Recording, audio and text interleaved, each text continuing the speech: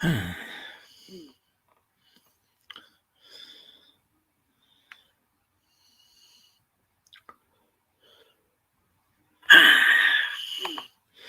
right, so it looks like I'm the only one here at the moment, so just wait to see who else shows up. Um, Hope everybody's doing okay tonight. Um, with that, we're just waiting around.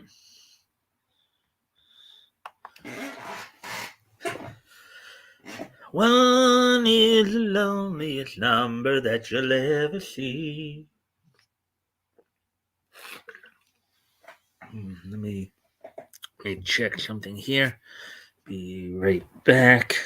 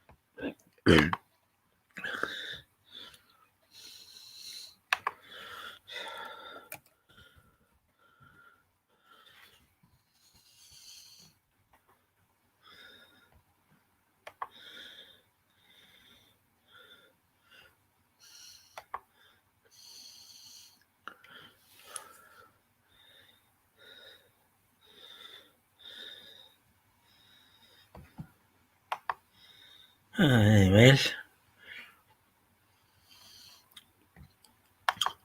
let's see now.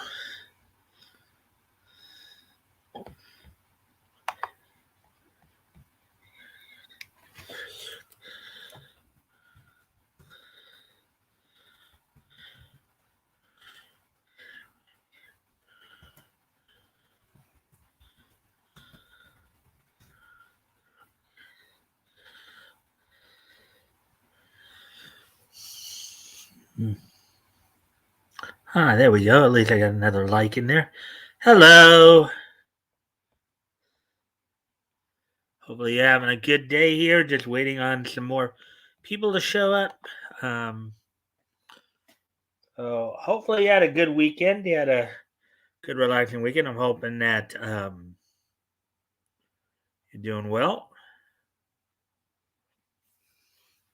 We're just waiting, give some more people a chance to show up. Um, I do thank you for the like and the share.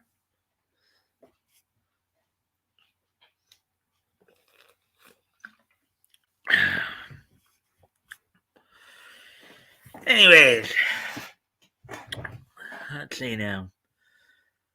Yeah. As I said, once we get probably, unless we get a few more people in here in the next couple of minutes, we'll probably start up. Start up. Hey, toys. Shh. I'm lurking. Sits and bush. Oh boy. How was your weekend, toys? Hopefully you had a nice restful week. Blah blah blah blah. Hopefully you had a nice restful weekend. Hmm. Hopefully all is well with you and your family and stuff like that. Um,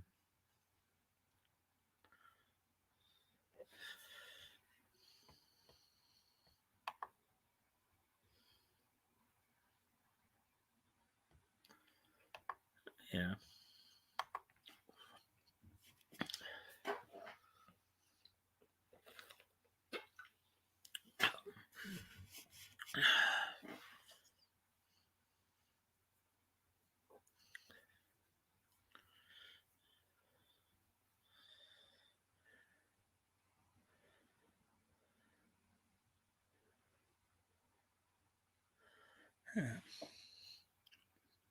I'm resting. Got my back pain problems figured out. I got dish, laugh out loud. Okay. Oh, you mean disc? You have a disc in your back? Is that what you're trying to say? Slip disc.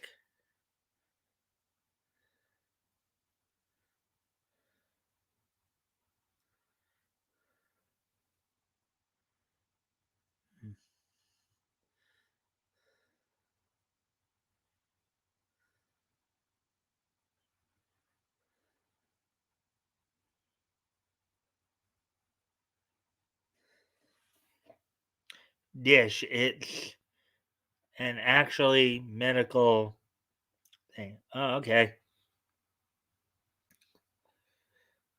All right. Well, I stand corrected because I just thought you simply was trying to say you had a disc in your back and you just misspelled it for some reason. You know, it can happen on the typos can happen, but anyways, let's see. Yeah, let's see.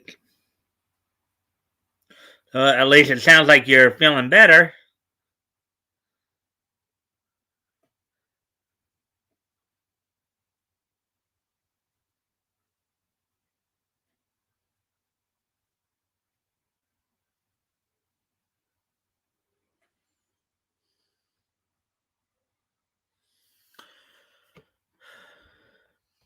Cult of personality.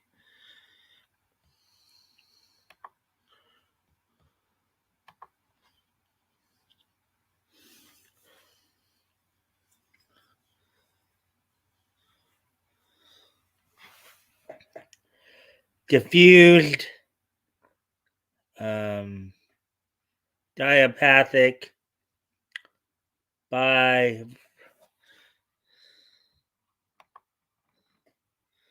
diffused idiopathic skeletal hypertosis. Dish. Okay. All right. Hmm. I admit. Okay. So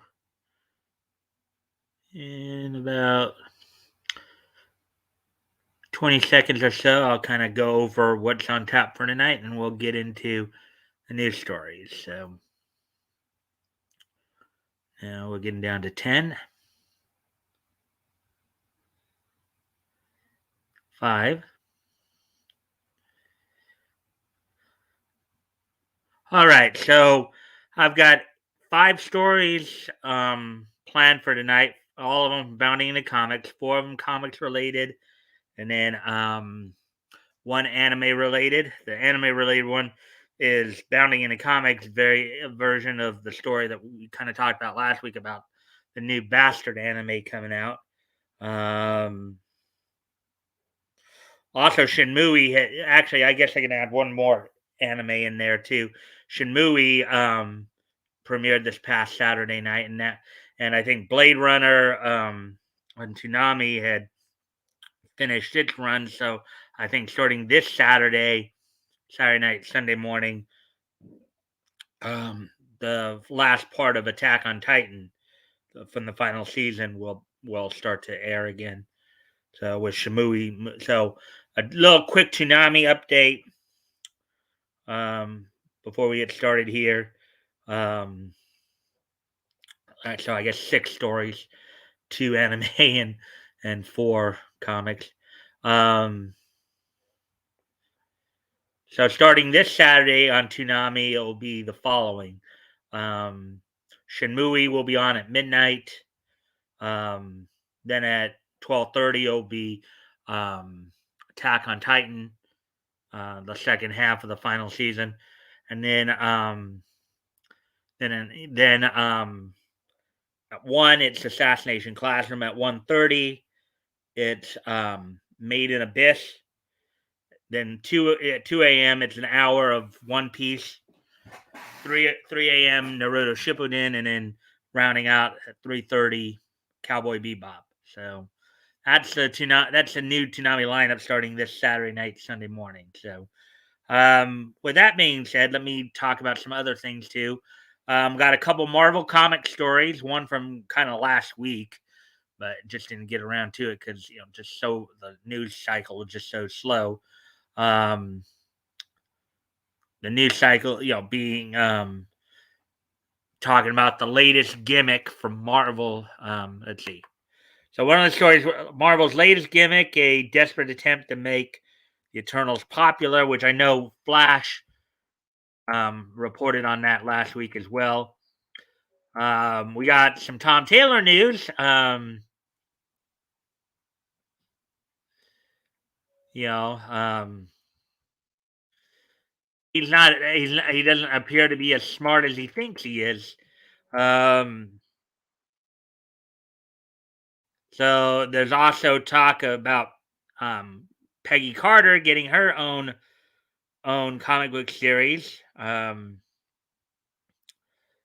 after her animated debut in Marvel Studios' What If, and then Chuck Dixon has some words for Marvel Comics as well. So, and I already told you the other anime story. So, um, with all that, and I've already talked about Toonami as well. Um, so why don't we go ahead and get started then? Get started with these articles.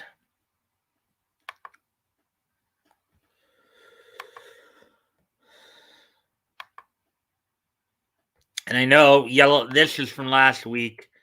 I know Yellow Flash had talked about this as well. Only reason I'm getting to it this late is because, as I said, not a whole lot was going on here. So wait for it to build up a bit. So Marvel's latest gimmick is a desperate attempt to make the Eternals popular.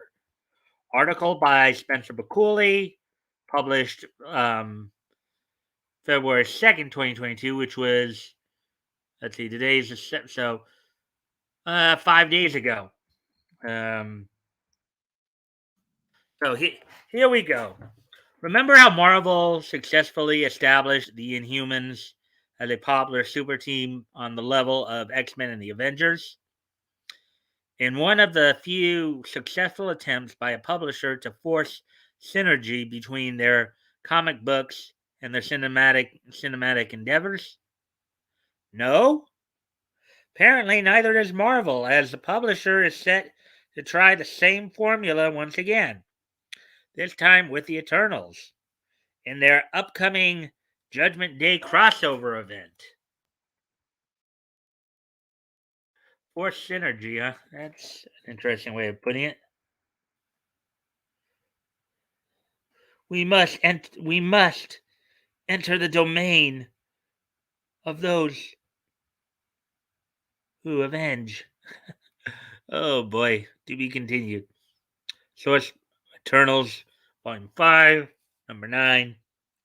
Hail Thanos, Part 3. Marvel Comics words by Kieran Gillen. Art by Isad Ribich. Guiu Villanueva. Guiu Villanueva and Matthew Wilson.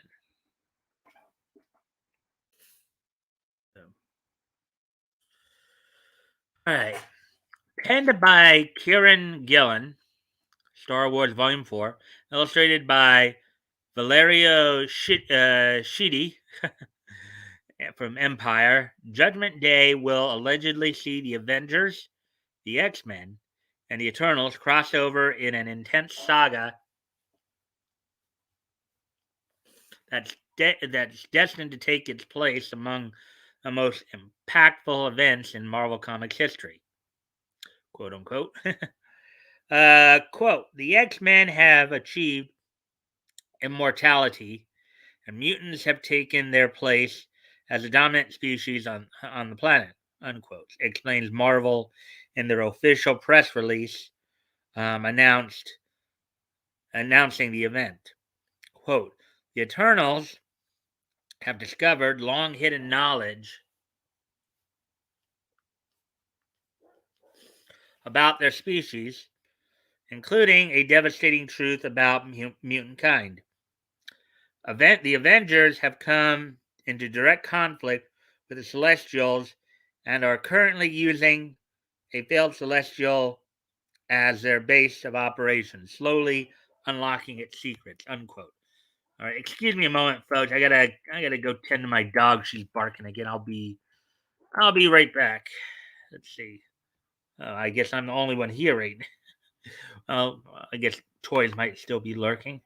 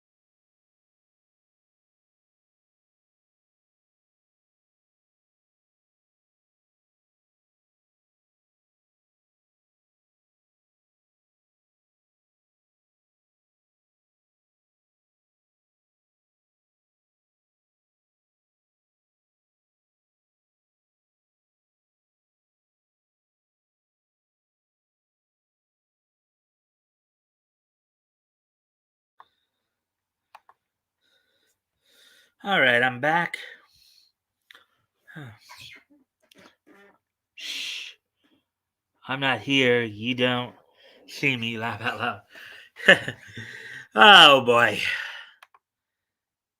Oh boy. Oh boy. Oh boy. Oh boy. Oh boy. Hello. Is it me you're looking for? And I wonder where you are. If you haven't got a clue. And I miss you. Anyways, let's get back to the article here. Let's see. Quote: When the Eternals brazenly target the mutant nation of Krakoa, the Avengers tried desperately to de escalate a potentially apocalyptic war. Um, Marvel continues, quote, but this is no simple conflict. The Eternals' purpose cannot be denied, and mutant kind and future will not be threatened.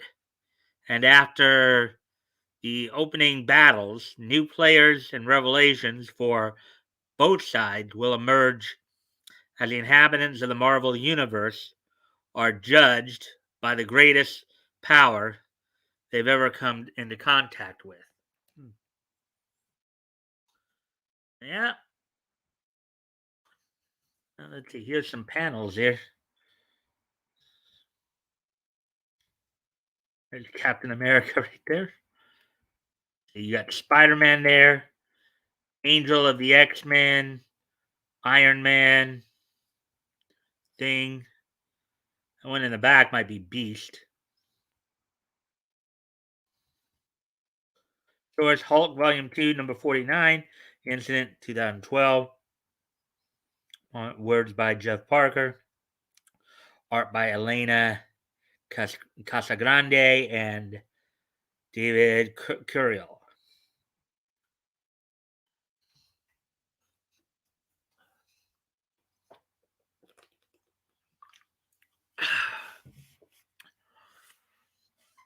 Okay. Of the story, Gillen told Marvel, quote, there's a classic metaphor to describe the Marvel Universe. A toy box, which creators take toys out of, play with, and put back. I get it, but it's never quite how I've seen it. I think play, in smaller quotes, in another way. Quote, I think of a music shop with all these instruments with their different qualities suggesting different songs, different stories, unquote, he said. Quote, for all the Marvel instruments I've played, I've never written an event writing an event is something different. It's not like playing an instrument, it's having all the instruments in the Marvel music. So, in other words, he's not really, in this case, I guess what he's comparing it to, he's not just playing one instrument, he's more like the conductor of an orchestra. That's basically what it sounds like he's describing what he's doing here with this event, is that he's the conductor of an orchestra. Mm.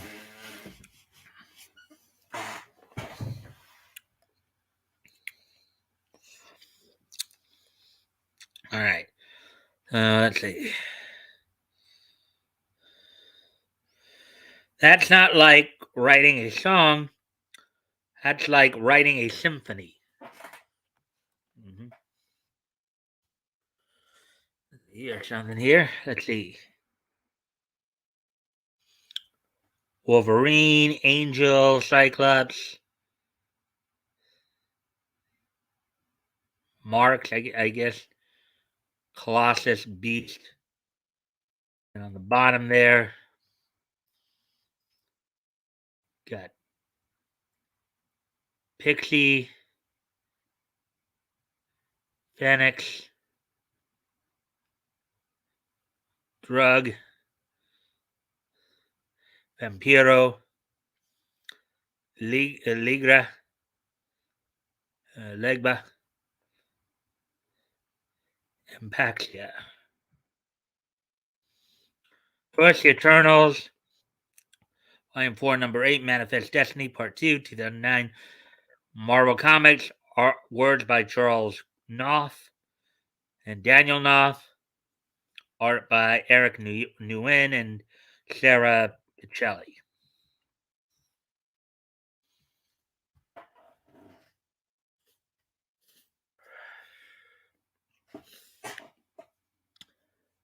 He added, quote, I looked at everything in the Eternals and Immortal X-Men and everything else all the X and Avengers writers have done and thought.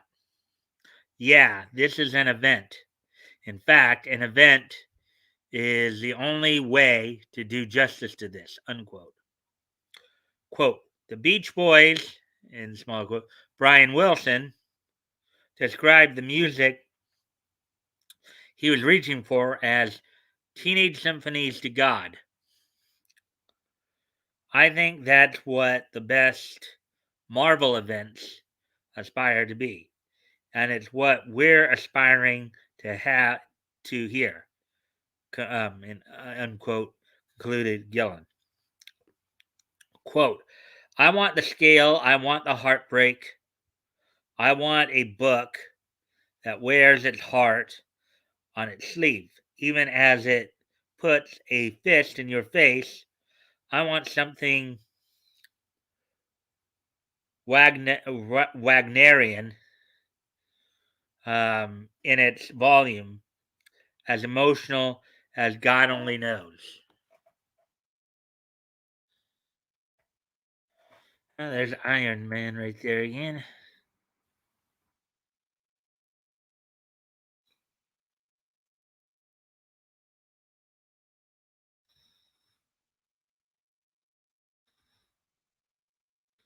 Colonels, Volume 4, Number 4, To Slay a God, Marvel Comics, words by Charles Knopf and Daniel Knopf, art by Daniel Acuna.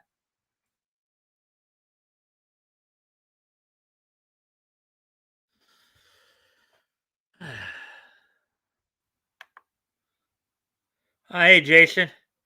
Krugel Blatt. Hey, guys. Just finished our stream. Hail the Mikestand going. Thank you, RJ, for being here. Jason, what what's your thoughts on anime voice actress Whitney Rogers? She in a couple of animes. Jason, you've asked me that before. Whitney Rogers is a toys. Whitney Rogers is a VA with Funimation. There you girls.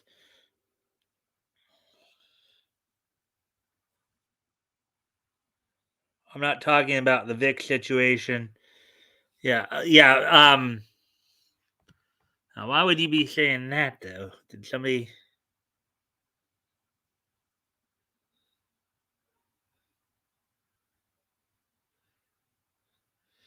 Who's your favorite Vancouver-based voice actor? Well, out of Vancouver, I like a lot of them. Anish Yad, for one. Venus Terzo, Kirby Morrow. I was pretty good. So is Brad Swale. Brian Drummond's in everything. So got a lot of good talent up there. Anyways, back to the news article here.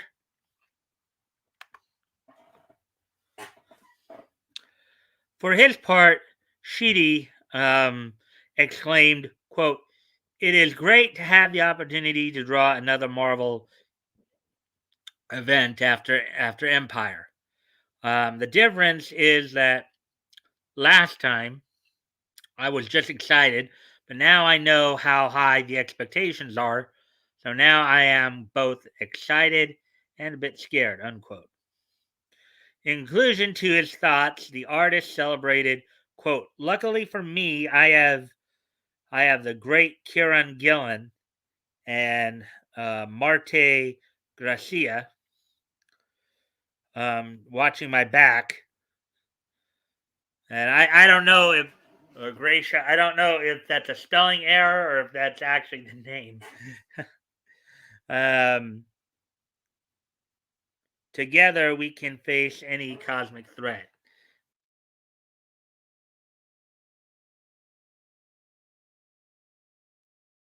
There's a panel from Empire, Volume 1, Number 6. Words by Al Ewing and Dan Slott. Art by Valerio Schiti and Marte well, that might be that might actually be the name. Okay.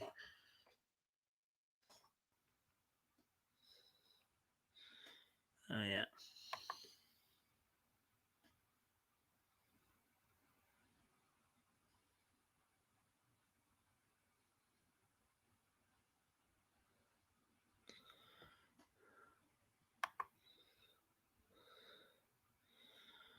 Uh,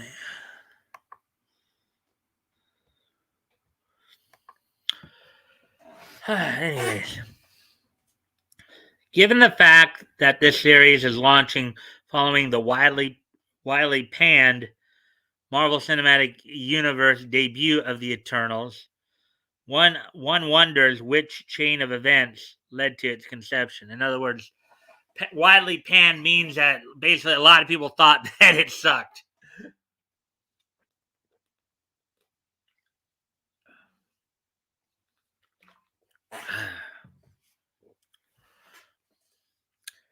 Did Marvel decide to pull out the big guns in order to promote the niche Jack Kirby team prior to release? If so, Judgment Day's publication could be seen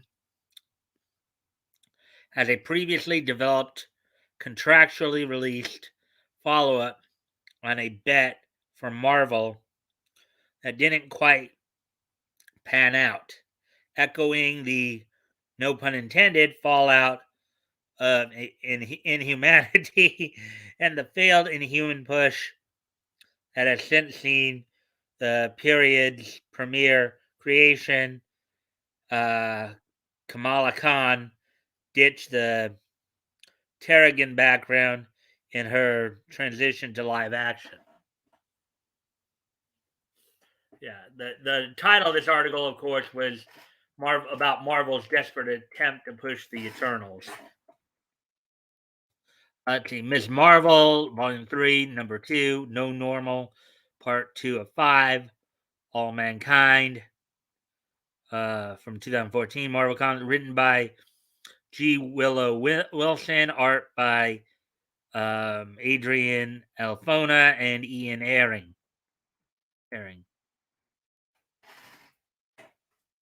However, if the decision came after Eternals pulled in only 400 million US dollars worldwide and failed to find a footing among audiences, this three-way crossover could instead hint at a different yet similar desperate move by Marvel to salvage their plans to hedge the future of the MCU on the now celestial crafted pseudo robots. Okay. Translation: they're banking on God created fake robots. God created, fake automatons. Either way, it's only a matter of time before the events depicted in Judgment. Oh, and by the way, I do thank everybody for the likes and shares. Hopefully, we can get some more friendly people in here to check out what we're doing here. Either way, it's only a matter of time before the events depicted in Judgment Day are inevitably wiped from Marvel's canon, just like so many of Peter Parker's relationships with Mary Jane. Last dance with Mary Jane. Want more time to kill the pain. I feel summer creeping in and that time and town again. Little Tom Petty for you there. Let's see. Kingo Kumali Nanajima in Marvel Studios Eternals. Photo courtesy of Marvel Studios 2021, all rights reserved.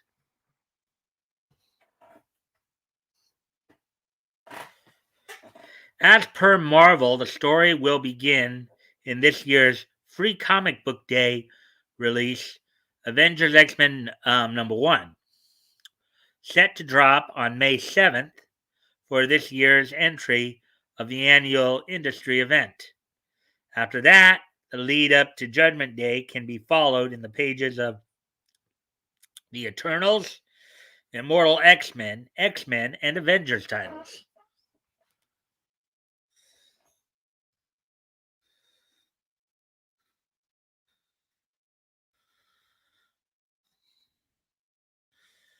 Well, you got some interesting artwork here. Free Comic Book Day, Avengers X-Men number 1, being covered by Peach Momoko. That's basically like saying peach because I think Momoko is the Japanese word for peach. So that's like saying peach. What do you make of Judgment Day? Let us know your thoughts on social media or in the comments down below. Well, it does seem interesting. He might have a point about this being a desperate attempt to push what they're banking on. So,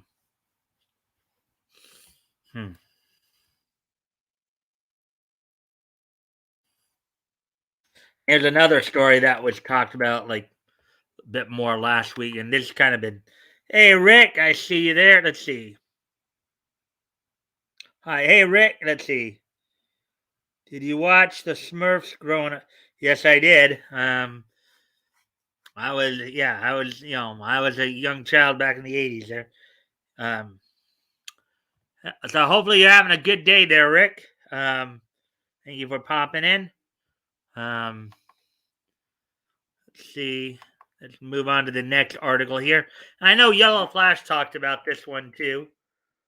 Um,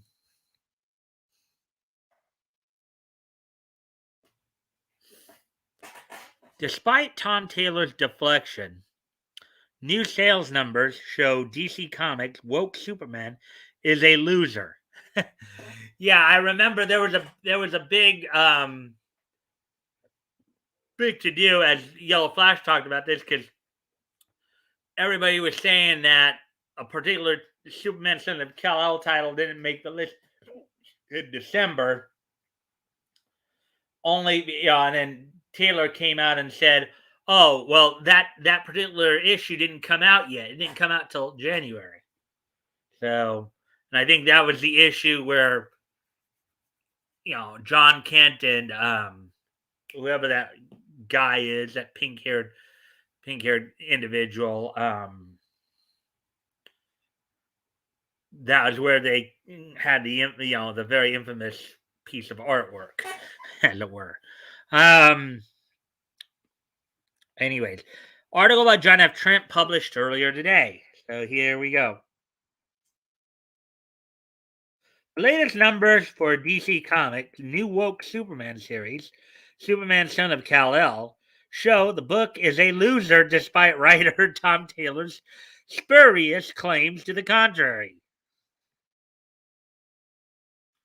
Toward the end of January, Taylor took to Twitter to try and deflect from sales data that showed Superman Son of Kal-El was a sales loser.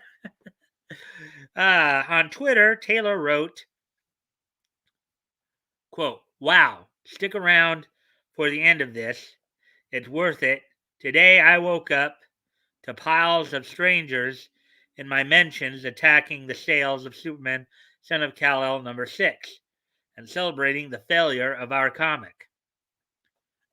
Well, that's what you get for pushing wokeness, dude. And then trying to double down on it. You goof.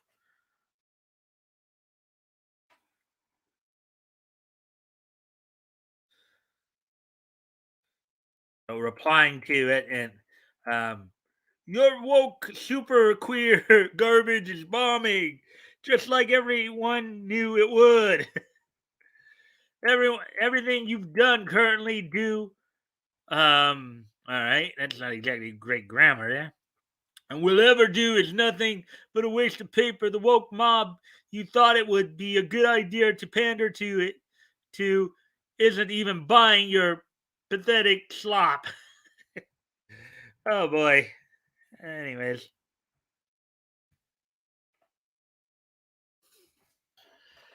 I just read that thread. Hey, cross. I am. All right, so let's see now.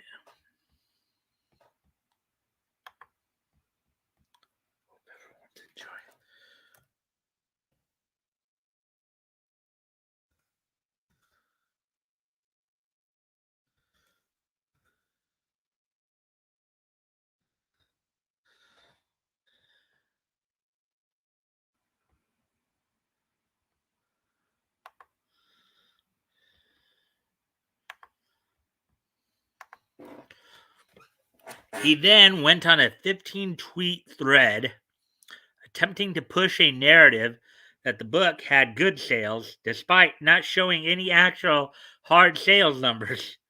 He wrote, quote, "Now this was pretty confusing. I don't believe a story's worth is measured by its sales." Oh, really? Okay. But our Superman is selling pretty well. Issue #5, where John Kent comes out as bisexual, made the top 10 in comic sales for November.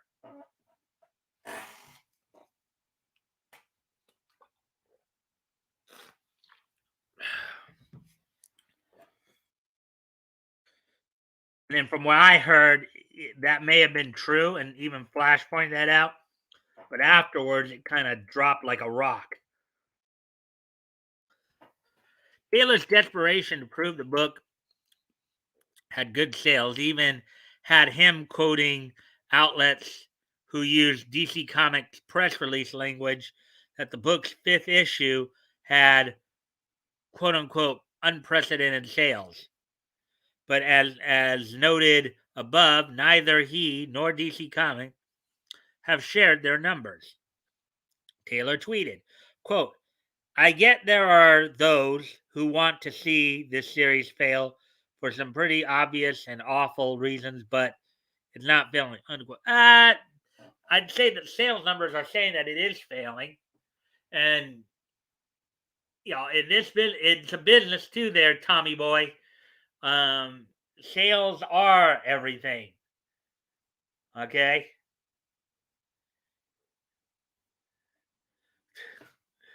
You know, if people aren't buying your book, they're not reading it because they don't want to read it. They don't want to read that garbage. And the very people, as somebody pointed out there in one of the previous tweets, the very people you're trying to pander to aren't even buying it. So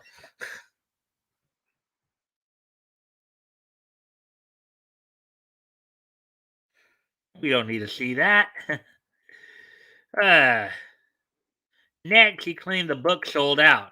However, this is industry language to try and convince people that it had good sales. Of note, Taylor doesn't reveal what selling out means. Yeah, well, I mean, yeah, it's very easy to say you sold out of something if, let's say, if you only produced a limited number of copies. Okay, what does that mean when you say sold out? Okay, so you're implying that you sold. So when you're saying that you sold out, that basically is implying that you sold every book that you produced.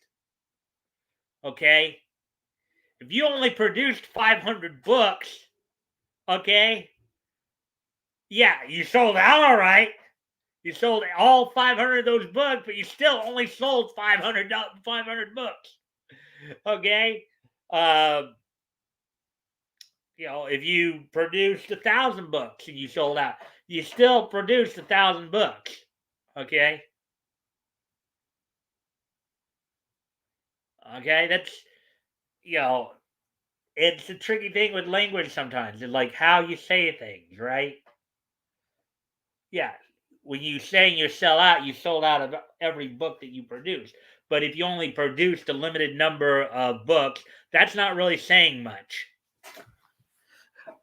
That's not really saying all that much, when you think about it. Um, dropped a like, dropped like a person wearing cement shoes and water. Uh huh. Yeah, they sold out. They sold out to make it. Oh, good one, Rick. That's a good one. Yeah, they sold out all right. But as I was pointing out too, there is that selling out doesn't mean much if you only produced a limited number of copies.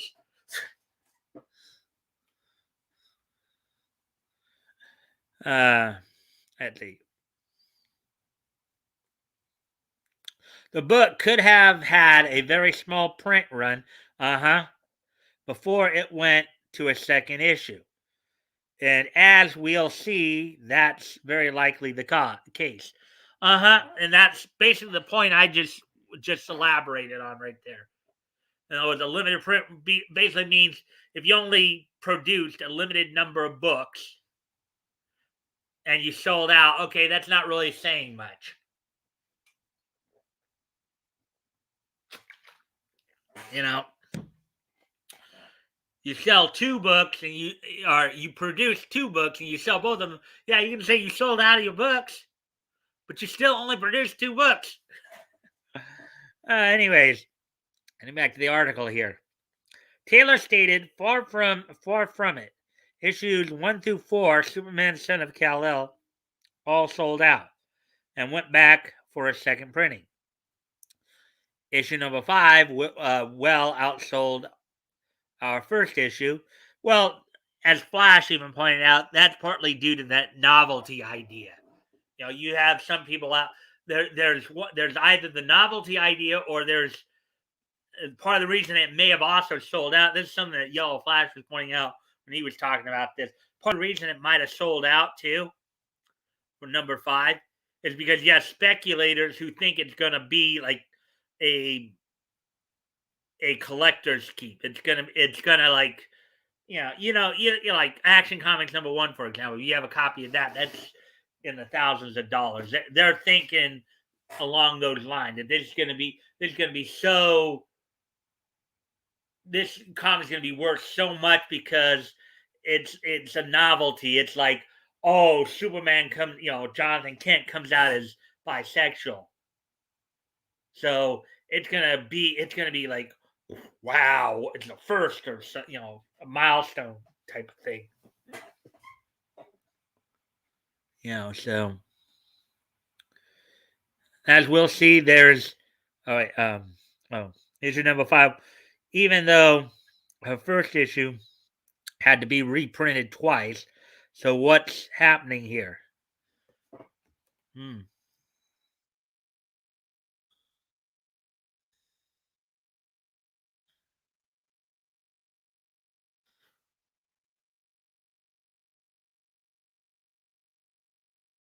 Let's see. Next, he began targeting people reporting on the poor sales of the book's annual.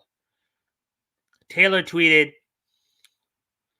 quote, I mean, some guy on YouTube can't be wrong, right? Unquote. Of course, he's talking about Yellow Flash there.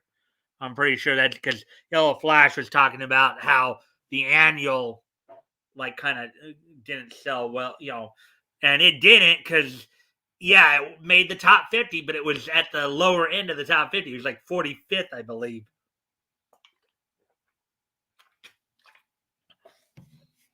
That's not exactly something to be writing home about, I guess. Get woke, go broke. See what happens when you shove your idiocy into your potential customers' faces.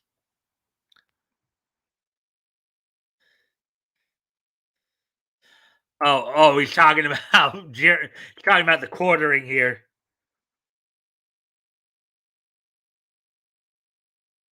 Taylor then pointed to an American sales chart, which again doesn't actually show how many comics are being sold. Yeah, yeah, I know that one of the points that Yellow Flash made. Part of this is because now that Diamond Distributing is no longer handling the shipping, it's harder to get numbers, to get actual numbers now. He tweeted, quote, maybe Superman Son of Kal-El isn't selling that well after issue 5. That would make perfect sense. Issue 5 made global news, and yet um,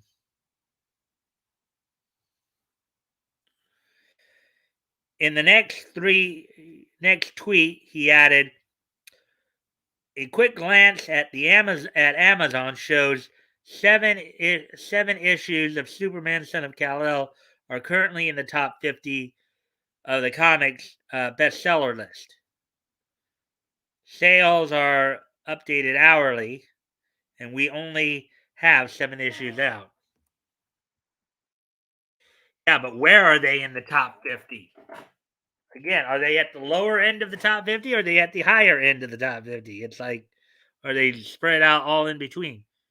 He then wrote, on closer inspection, it also shows my collaborators and I currently have 13 comics in the top 50, which is kind of mind blowing.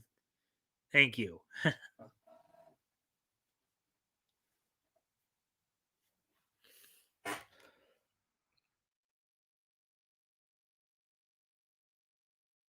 Taylor then tried the same trick with Comixology, tweeting, well, okay, maybe we should check how the latest issue is doing on Comixology.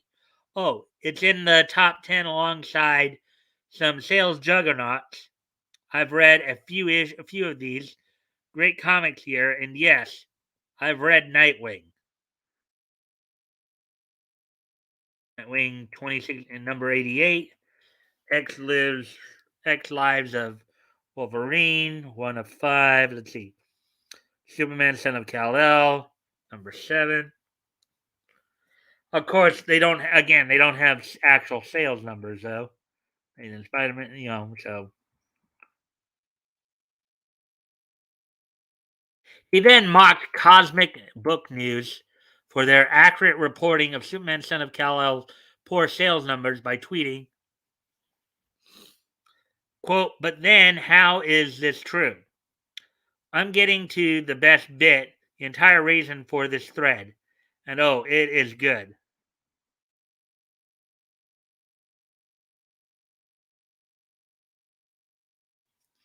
Fans are rejecting the woke Superman in droves as it's learned DC Comics sales are in the gutter and described as terrifying.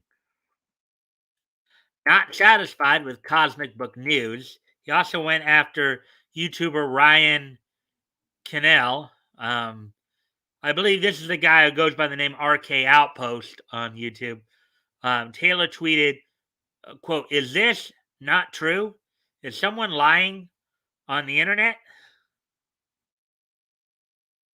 Superman sales tank a Comics as DC Comics by pushing identity politics.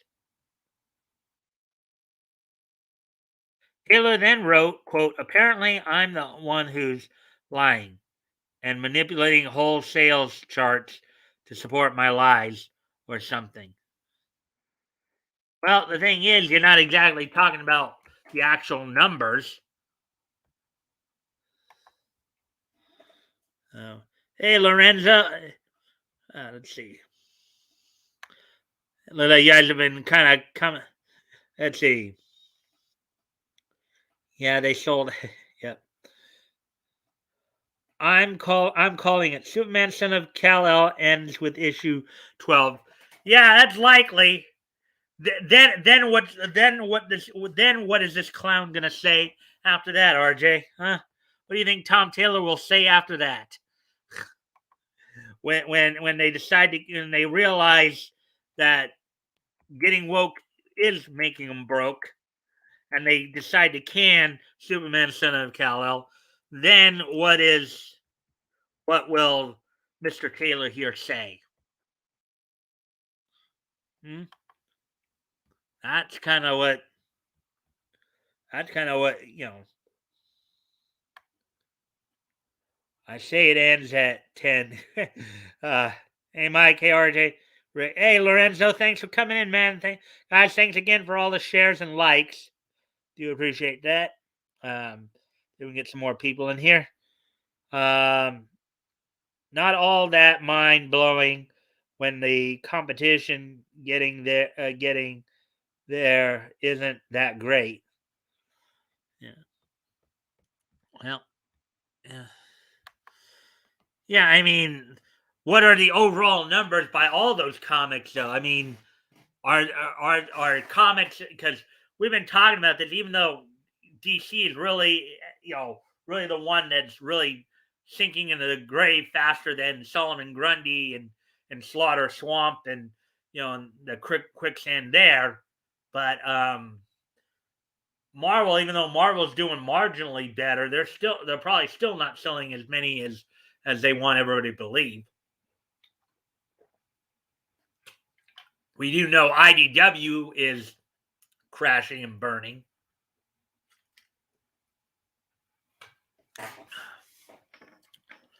I'll be yeah.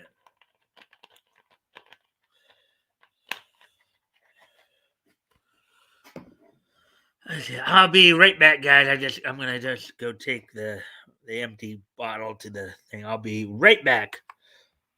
Talk amongst yourselves.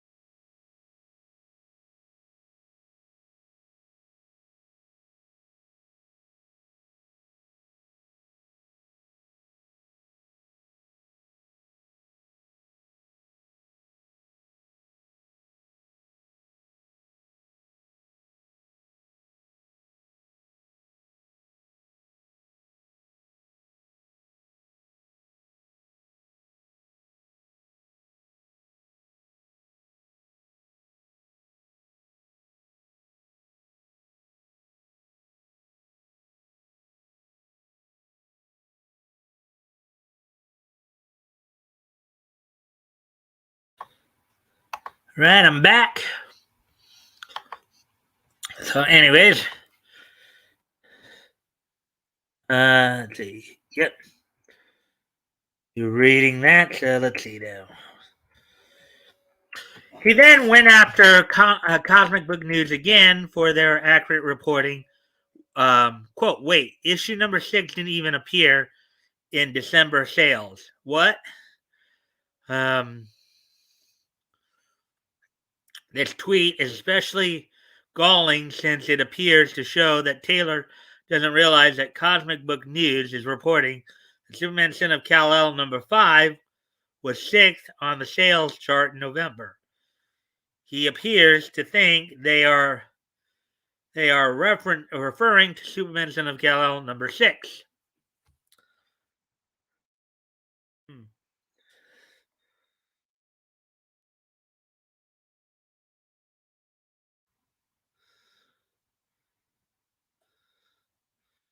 Oh. Oh, look, my prediction was correct. The woke Superman Son of Kal-El went from number 6 in November to not even appearing in the top 50 in December. That's a drop of thousands of readers, which is true. And the only reason it was probably 6th on that sales chart was because of the novelty aspect of it. So that's what that's what's been talked a lot about there. Um,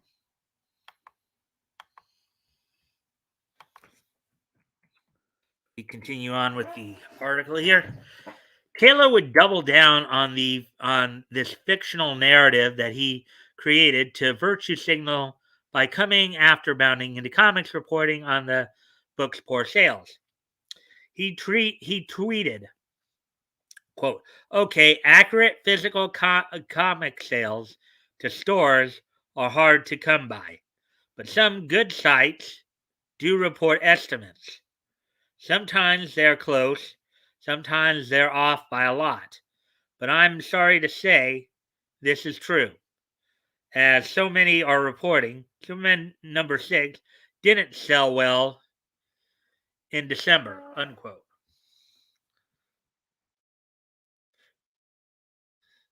Well, that could basically according.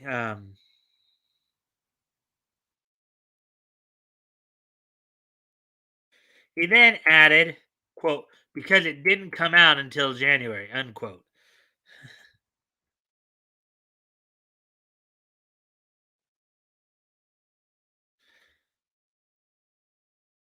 Unfortunately for Taylor's entire thread, the punchline is a complete lie, and anyone who read our reporting would know. The annual for Superman Son of Kal-El did come out in December, and it fell off the top 50 chart completely when it came to unit sales. In other words, I believe that means the number of sales per, basically by book, number of books that were actually sold.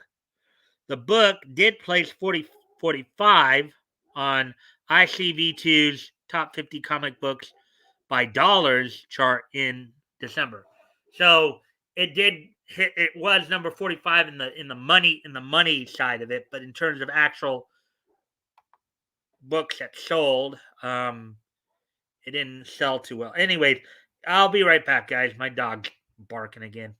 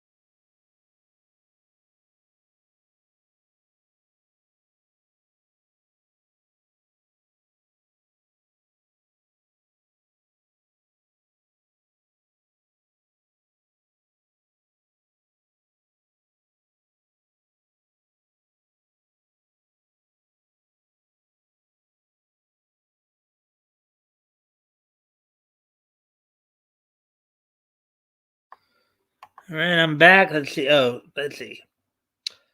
I can't hear anything. Did Mike step away from? Yes, I did. Should be able to hear me now. I muted myself because I had to go tend to my dog. She was barking. So, anyways, getting back to this. This is Superman, Son of Kal, the 2021 annual, The Return of Lex Luthor.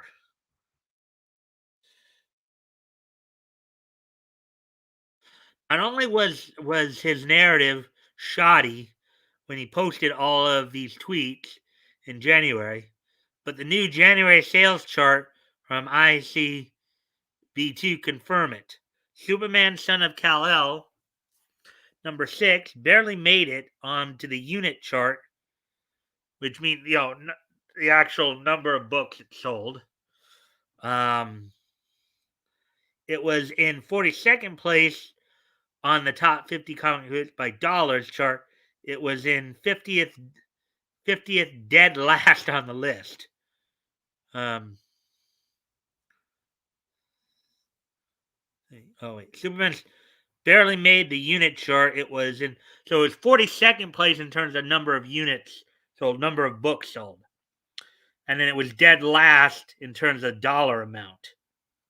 It was clear in January that Taylor's thread was a deflection, given he never showed any numbers. And it's abundantly clear now, it's likely without another major gimmick, like making Superman gay, which is what they did in Superman Son of Kal-El number 5, that the book will fall off the charts in February.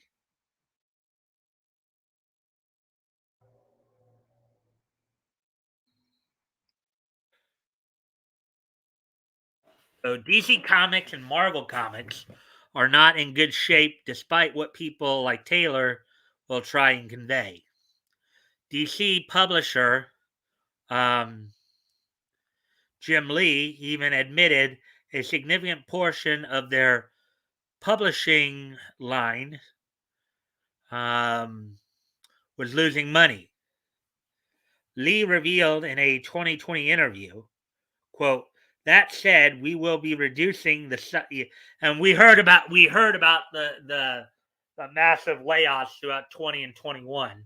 I think you guys remember all that. Um,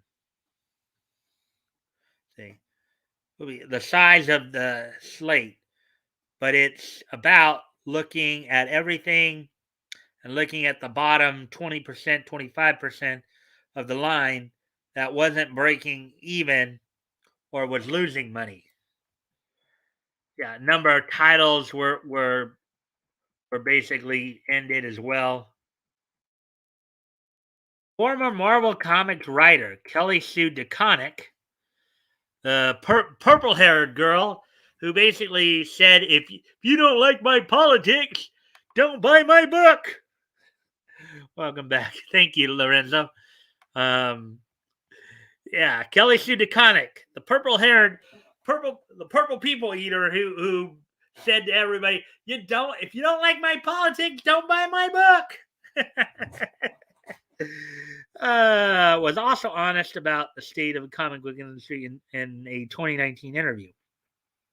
She stated, quote, "Boy, that's hard because from our perspective, the industry has contracted and we're very worried about comics right now.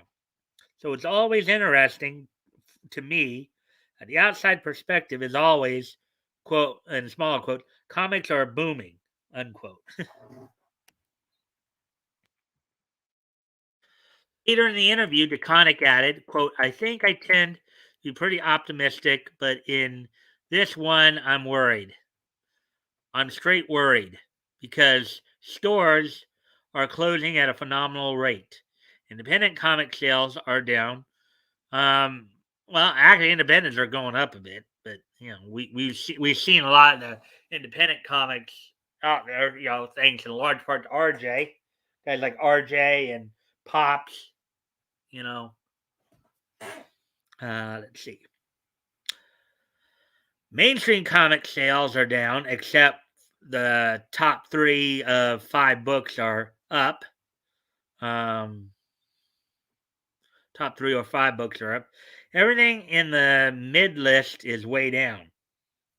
Quote, numbers used to be numbers that would get you canceled are now like, no, that's a hit. Independent books making back the cost of doing floppies is like names that should be able to do it no sweat are going into the red on singles, um, and not coming out until the trades. And it worries me, she elaborated. There's Aquaman number 6, DC Universe. Hunted with nowhere else to run.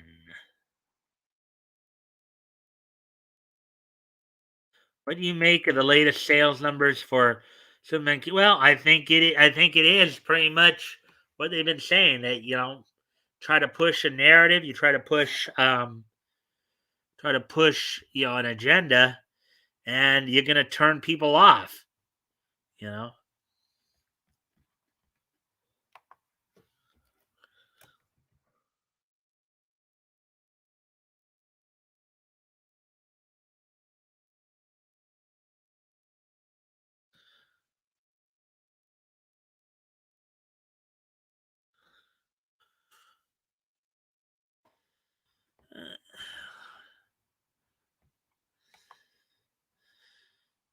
let's see now. So there we go with that one. Um, Already past the hour mark. Not even we're 2 of 5 here. Let's see. Well, let's move on to these next couple of articles here. Next one here. There's Peggy Carter right there. Tokenized Captain America, Captain Carter, gets new comic book series after animated debut in Marvel Studios' What If? Article by Michael Austin, published earlier today. Captain Carter, which I believe she's actually representing, she's British, not of the States here, so.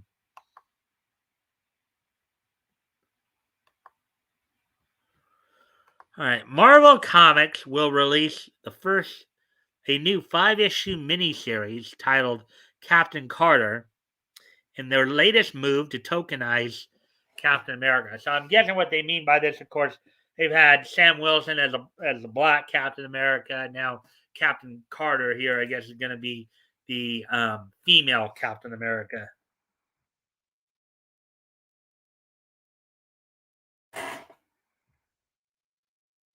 Announced in December, the series is clearly a riff off of Marvel Studios' Captain Carter, who debuted in the premiere episode of their animated series, What If, on Disney Plus. Marvel Comics detailed, quote, the 5-issue limited series will introduce Captain Carter, an adventure that will find Peggy Carter as a woman out of time, facing the reappearance of an old foe in modern day and deciding what she stands for as the wielder of the shield, unquote. Reporting for duty, March 22nd, from Marvel Entertainment at Marvel.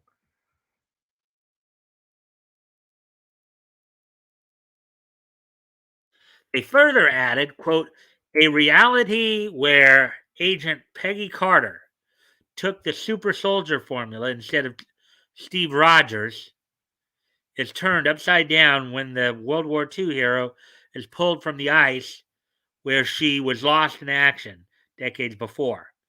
Peggy struggles to find her footing in a modern world that's gotten a lot more complicated. Sites are loud, cities are louder. Technology is smarter, and enemies wear friendly faces. The official description for the series includes, quote, everyone with an agenda wants Captain Carter on their side. But what does Peggy want? And will she have time to figure it out when mysterious forces are already gunning for her? Unquote.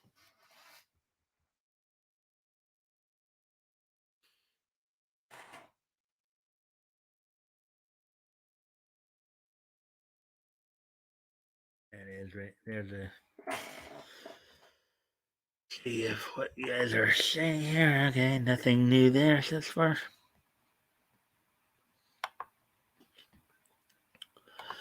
The series writer Jamie McKevy added, I'm as big a fan of Captain Carter we've seen on screen as anybody, so I jumped at the chance to create our own version."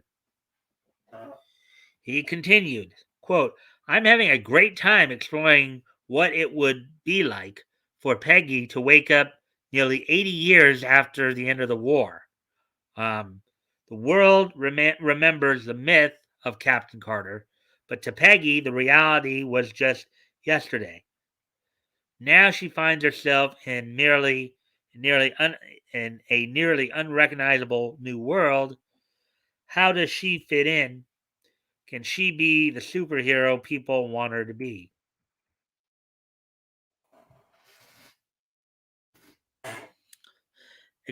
Quote, "Exploring these questions has been really exciting, and I love the world Marika and I have come up with. I can't wait for people to see Marika's pages. There's so much life and energy to Peggy and the rest of the cast, and the action scenes are stunning," he added. End quote, he added. This right here is from Captain Carter #1.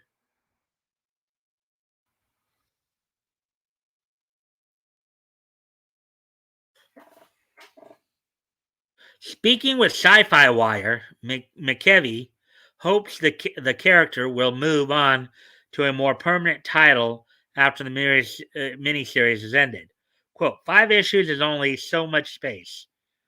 There's a lot going on in this miniseries, but you have to keep focused on the story you want to tell in those pages. A universe where Peggy is the super soldier instead of Steve is more than about just one person.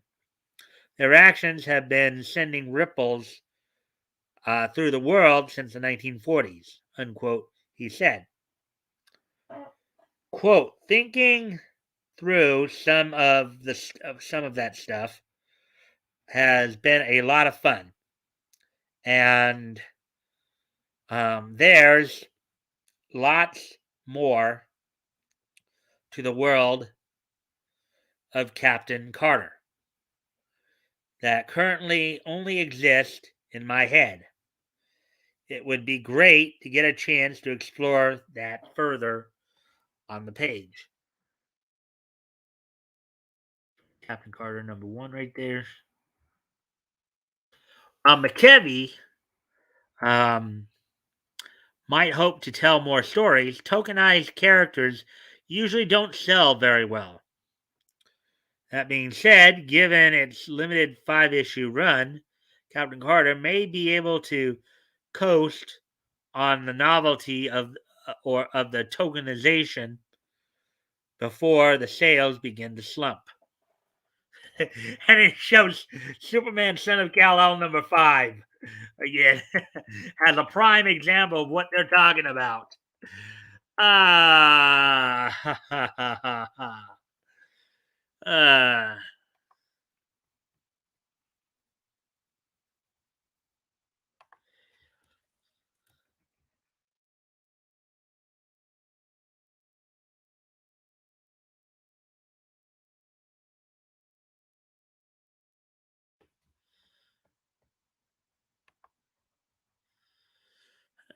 so, anyways,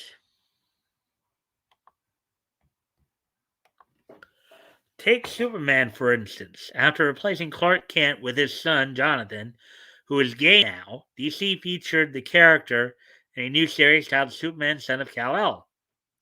While the debut issue sold a somewhat respectable 68,800 issues in July, the book's third issue sold only 34,000. Yeah, I remember they went over these numbers too. How it just started dropping off like a rock. How the numbers just started dropping off. 34,000 copies in September. That made it a Superman book.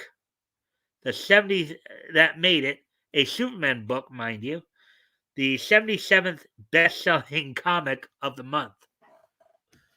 So it wasn't even in the top 50. Number one was Superman Son of Kal-El. Number one wasn't even in the top 50 by that point.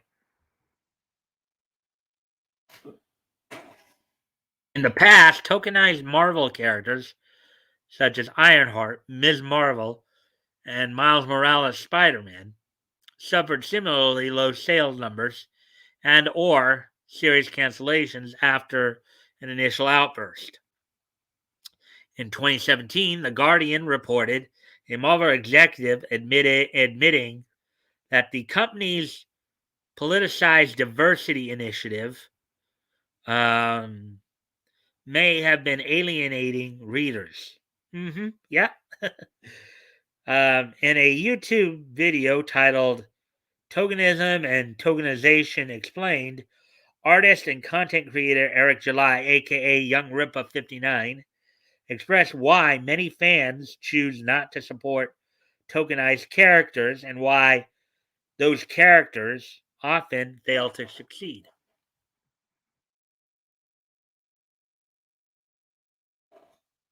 While July believes that some tokenized characters can be good, She-Hulk and Batgirl are offered as two such examples.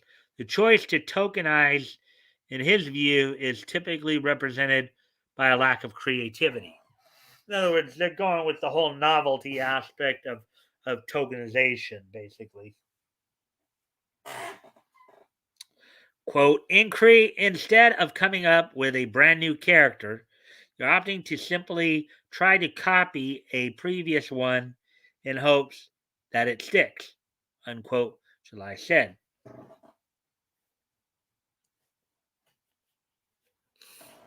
Um,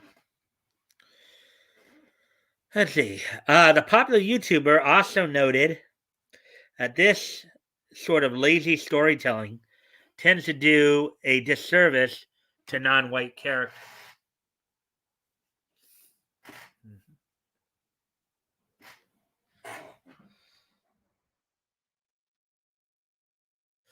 Quote, black character development or new black characters are almost non-existent as the studios just continue to hash out tokenized versions of classically white ones, unquote. He said, quote, not to mention most of this is done with blatant political or social agenda in mind. Mm-hmm.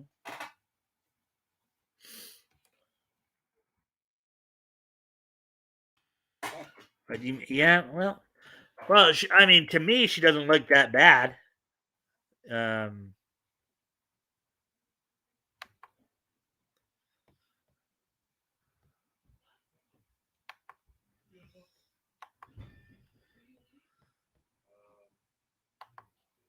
all right, so that's the end of that article. So we have one more comics article, and then we'll get to the anime article. Let's see, where are we at on time here? We're an hour 21, so I'm gonna have to quicken up a little bit here. Hope everybody's been enjoying the content thus far.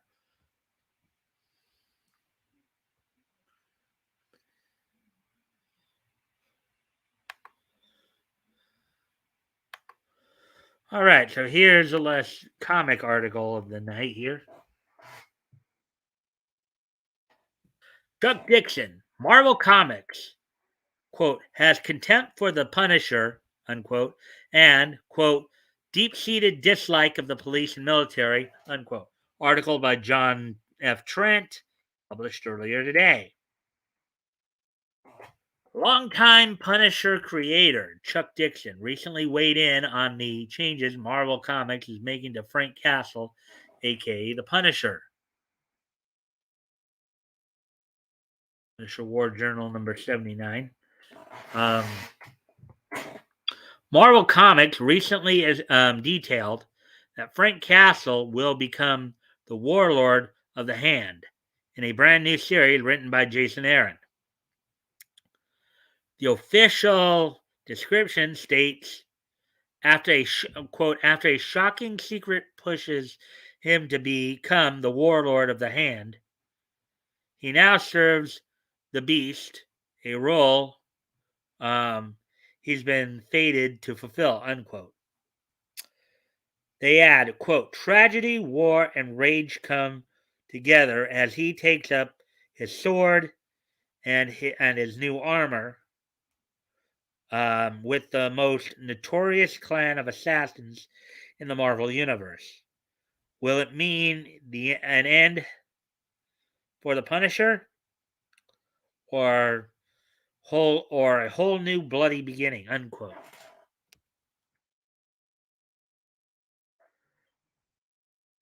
Along with Castle becoming the warlord of the Hand, they also changed his iconic skull logo and he appears to have given up on using any kinds of firearms, instead choosing to use a pair of swords.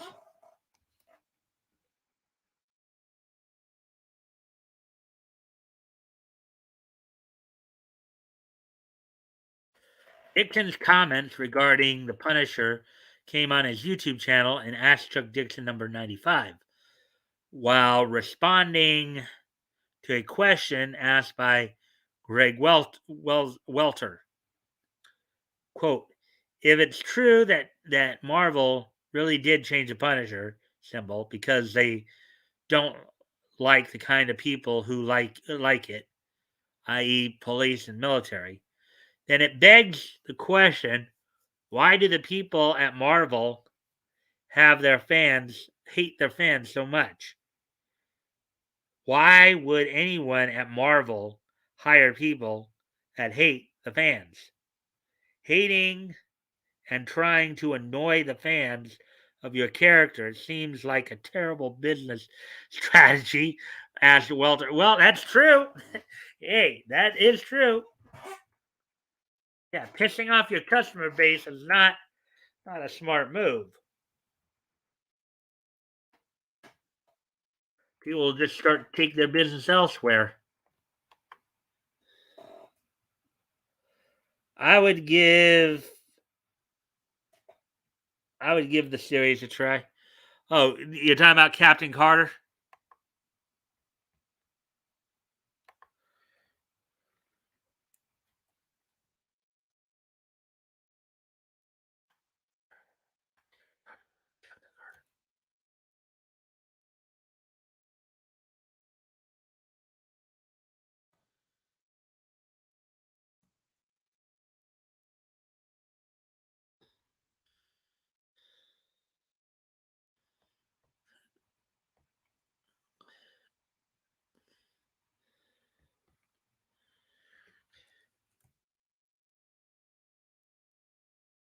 Anyway, all right. So as we continue to move on here,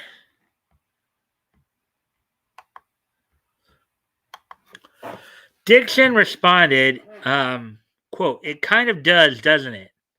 They have contempt for the Punisher, this new crowd of editors, unquote.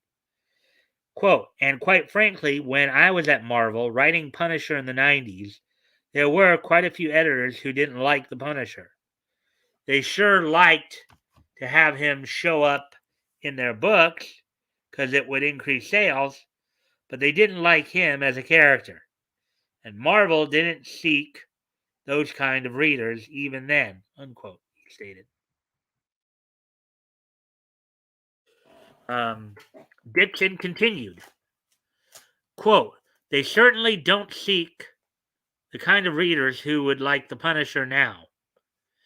In addition to their contempt for the Punisher, I think this current crop of editors has a deep-seated dislike of the police and military as well. So it's the old gang of deplorables thing. They don't want to deal with them, and they don't like the idea that they use this symbol. And I think they don't quite understand why the police and military adopted the Punisher symbol.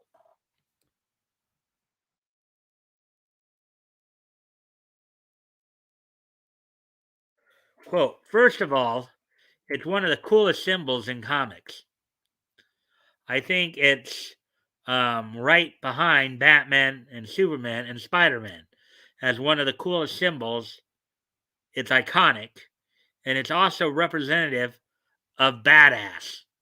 And let's face it, Frank Castle is the biggest badass in the Marvel universe. Unquote. He elaborated. Now, mind you, I know I'm sharing a little bit here.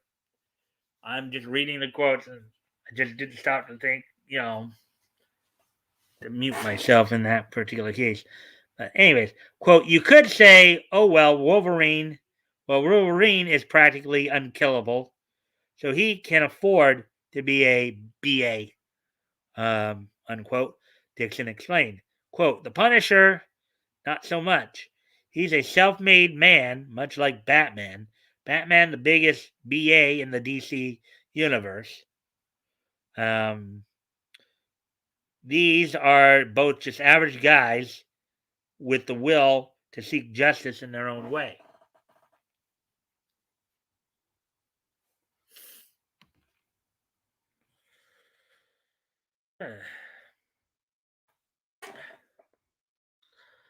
Quote, and Punisher is imminently killable. He's in danger every time he leaves the house. Sometimes he's in danger when he's at home because he made so many enemies, unquote, Dixon explained. He continued, quote, and so I think that's what the police and military are looking at. That this is a BA symbol for a BA character. Um, some of them may not even be aware the symbol goes with a comic book character. I don't know. Everybody's not into comics. Trust me.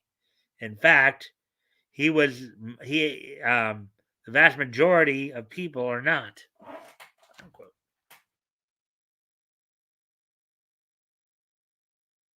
I think those comments right there that Chuck Dixon just pointed out probably seem to go towards the utter hubris of um of the DC editors.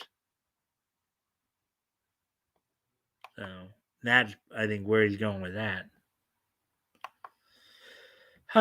Quote, the woke crowd at Marvel are changing the symbol and changing Punisher's entire modus. He's carrying samurai swords now because they are embarrassed. They are embarrassed to be associated with people who probably don't share their worldview. And that's really as simple as it gets, unquote, he detailed. Dixon then stated, quote, and do they hate their fans? Well, yeah. Except they've converted so many of the fans into non-fans now. So many people who followed Marvel for years and years have stopped, have gone away. They've left comics or looking for some alternative to what Marvel is offering, unquote.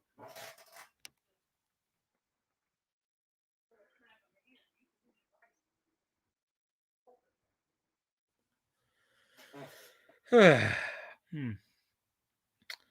Quote, is it a bad business model?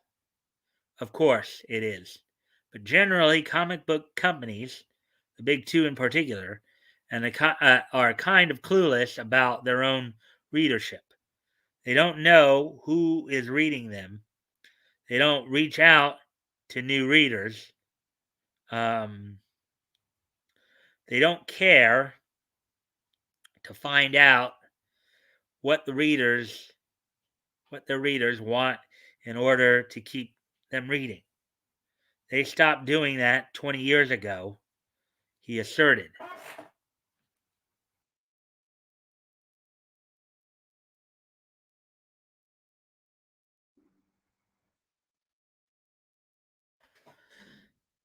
It just seems to be, as I've said before, for these editors, it seems to be a stepping stone or some other kind of career.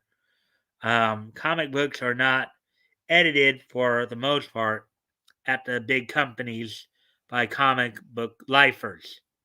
People who want to be comic book editors, unquote, he argued. Quote, they are done by people who want to be something else, somewhere else. DC and Marvel Comics look really cool on their resume. But in the process, they're ruining the medium in America anyway, unquote, Dixon concluded.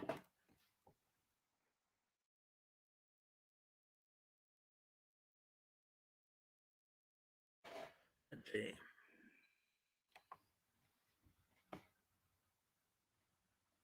They just don't want the Punisher to have guns anymore because they think guns are bad. Yeah, that's pretty much it. Yeah, right there. You're right, Rick.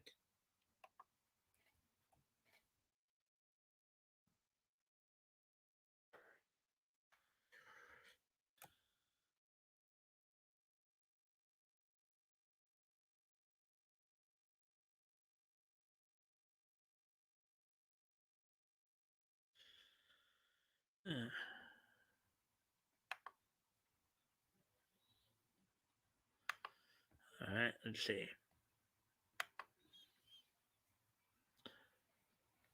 Dixon just doesn't just criticize Marvel and DC Comics. He's also continuing to create comics. He has a story in Graham Nolan's anthology book, Giant Size Two Fisted Manly Tales, and is currently crowdfunding on Indiegogo. He also has a growing library of comics available to read for free on archaven.com. They include a number of different stories from Alt Hero Q to My Sister Suprema to Shade.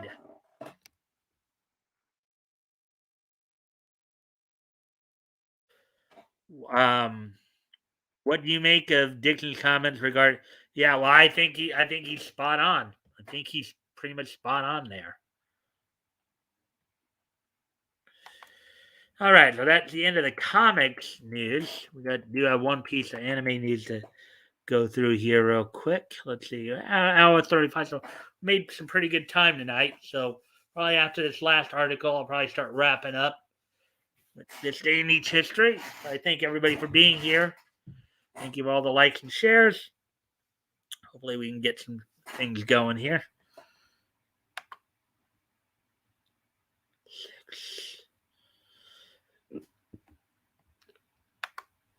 All right, so let's go ahead and I also covered the CBR version of this story the other day, so I'll cover this one as well. Netflix announces new Bastard anime adaptation for premiere in 2022. Article by Spencer McCulley. Actually, this article was published yesterday, 6th. So here we go. Anime fans looking for a more mature series amidst the sea of shonen and slice of life series rejoice as Netflix has announced that a new animated adaptation of Kazushi Hagiwara's famous heavy metal fantasy manga, Bastard, will hit their streaming platform later this year.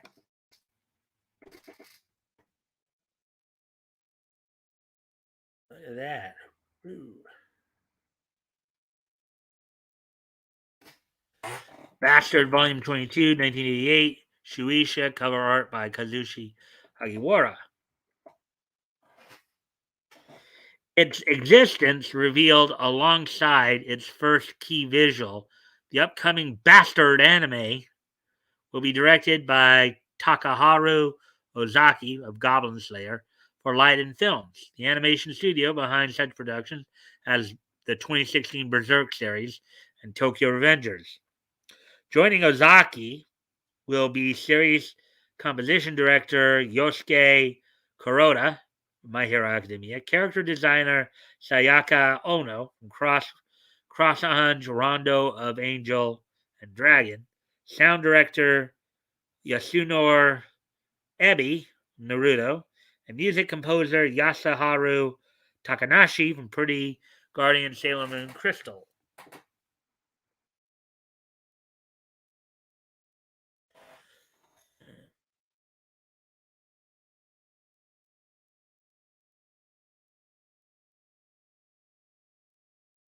Netflix also revealed the series' principal cast, which will include Kisho Taniyama as the series' lead Dark Schneider, an awesomely powerful wizard who was once sealed away but now returns to conquer both the world and its women. There's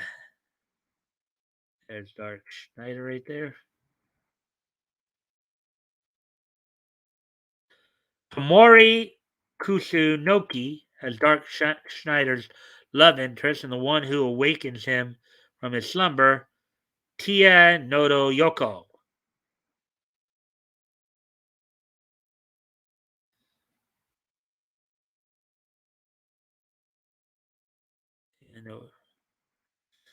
Hiroki Yasumoto as Ninja Master Gera, a former general of Dark Schneider who seeks to kill his former master. Oh, look at that. He's got fangs. He's got fangs. And Yoko Hikasa as Arceus Nei, the adopted daughter and former lover of Dark Schneider. And she's got elf ears.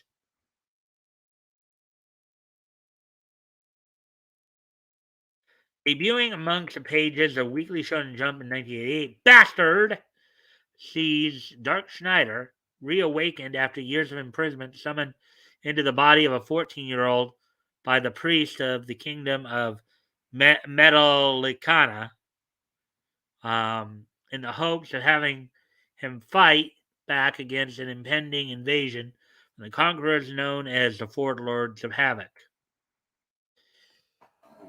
In a bizarre twist through the series, though the series begins as a dark fantasy story akin to Berserk, it has slowly evolved over time into something more theosophical and philosophical in its themes, with later chapters focusing on Dark Schneider's grappling with the revelation that he is the literal Antichrist prophesied by the Bible, and his decision to align himself in with God in the end times. Kind of an interesting so he's the Antichrist, and yet he decides to actually team up with God instead of teaming up with Satan. That's kind of an interesting twist. Bastard, Chapter 119, The Law of Corruption and Mortality. Shueisha Words and Art by Kazushi Hagiwara. To date, over 30 million copies of the manga have been published, despite the series having been on hiatus since 2010. So, wow, it hasn't been active in a while, and yet it's still selling. Wonder why? And do you think that Marvel and DC will learn anything from this guy, from these people? Probably not.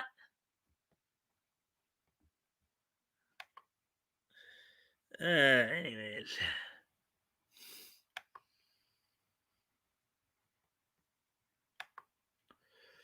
Let's see now. While Netflix's Endeavor will be the first serial anime adaptation of Bastard, the series was previously adapted into a 6-episode OVA in 1993.